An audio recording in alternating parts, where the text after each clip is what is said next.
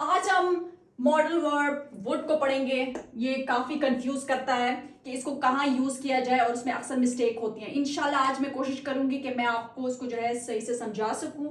और आज हम इसके कुछ यूजेस पढ़ेंगे इंशाल्लाह पार्ट 1 में।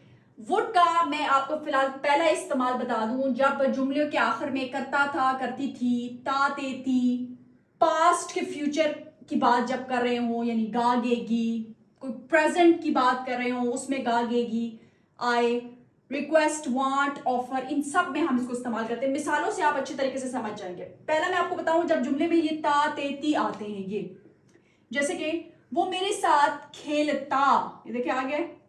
अगर आप इजाजत देते, ही वुड आएगा, फिर he would play with me. Would के बाद वर्ब की फर्स्ट फॉर्म ही आती है। He would play with me but you did not allow. आज मैं स्कूल जाती, देखिए ती आ गया, मगर मेरी तबीयत ठीक नहीं है।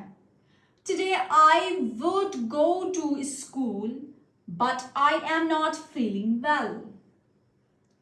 ओके, अगला जो हम कहते हैं करता था, करती थी, माजी की कोई आदत हम करते हो यानी माजी में एक काम हम बार बार करते हो, तो एक तो हम उसके लिए यूज टू इस्तेमाल करते हैं, दूसरा हम वुड को भी इस्तेमाल कर सकते हैं। मैं यूज टू का इस्तेमाल नहीं करूंगी क्योंकि मैं वुड पढ़ा रही हूं, लेकिन आप यूज टू भी इस्तेमाल कर सकते हैं। जैसे कि मैं नानी के घर जाया करता था, करता था। I would go to my grandmother's home. Grandmother's के अपोस्ट्रोफी के बाद एस लगा है, यहाँ पे पोजिशन जो कर रहा है कि जो घर था वो नानी का था, ग्रैंड मदर्स हाउस। वो बहुत रोया करती थी, यानी माजी में वो एक काम बार बार किया करती थी आदतन, तो हम कहेंगे she would cry a lot या she used to cry a lot.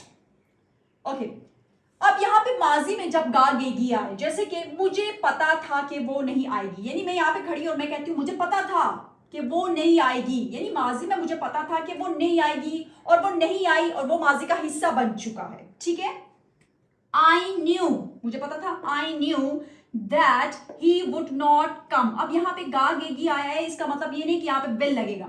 ठीक है, उसने कहा था कि वो बाजार जाएगी। अब उसने जो बात कही थी वो माजी में कही थी कि वो नहीं, कि वो बाजार जाएगी। ठीक है, शी सैड, आप शी हैड सैड भी कह सकते हैं। she said that she would go to the market। और अगर मैं अकेला इतना बोलूं वो बाजार जाएगी, तब ये फ्यूचर के मुताबिक बन सकता है she will go to the market या बाजार, कुछ भी कह रहे हैं। इसके फर्स्ट इस्तेमाल पे हम हैं। अब प्रेजेंट में अगर हम कोई रिक्वेस्ट, वांट या ऑफर कर रहे हैं